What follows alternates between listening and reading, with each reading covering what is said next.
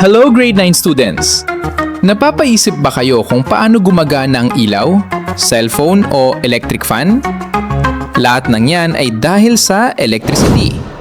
Kaya today alamin natin kung ano ang electricity at ang mga important concepts related dito, gaya ng current, voltage at resistance. So ano nga ba ang electricity? Ang electricity ay ang flow of electric charge carried by electrons. Ang electrons ay maliliit na particles na may negative charge na dumadaloy sa isang material tulad ng wire. Kapag gumagalaw ang electrons, may electric current. Technically speaking, current is the rate at which charge is flowing, or ito yung daloy ng electrons sa isang circuit. Sinusukat ito in amperes or amps. Mas maraming electrons na dumadaloy sa isang point o mas mabilis ang paggalaw ng mga electrons ay mas mataas ang current. Think of it like tubig sa hose. Mas malakas ang agos, mas mataas ang current. Ang voltage naman ay ang force na nagtutulak sa electrons para sila ay gumalaw. Pero ito ay technically defined as the electric potential difference between two points. At measured ito in volts. Pero para mas madali natin itong maintindihan, parang ito yung pressure sa tubig. Ito ang nagtutulak para umagos ang current. So for example, mas mataas ang voltage, mas malakas ang tulak sa electrons. Ang resistance naman ay ang material's tendency to resist the flow of charge or current. Kumbaga, ito ang pagsalungat sa daloy ng electrons.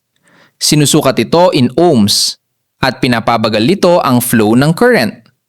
Kapag mataas ang resistance, mas mahirap dumaloy ang mga electrons kasi may pumipigil sa kanila. Ngayon, pagsamahin natin ang tatlong konsepto na ito gamit ang Ohm's Law. Ang law na ito ay formulated by George Simon Ohm, and this law explains the relationship between current, voltage, and resistance.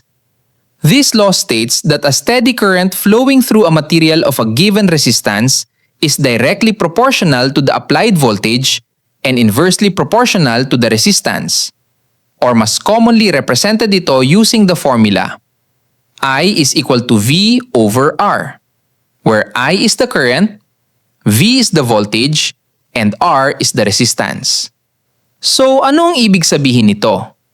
The higher the voltage, the higher the current given na hindi babaguhin ang resistance. Dahil nga ang current ay directly proportional to voltage. The higher the resistance, the lower the current given na hindi naman babaguhin ang voltage. Dahil ang current ay inversely proportional to resistance. So sa madaling salita, ang current ay nakadepende sa voltage at resistance. Halimbawa, sa ilaw sa bahay. Kapag tama ang voltage at resistance, iilaw na maayos ang bulb.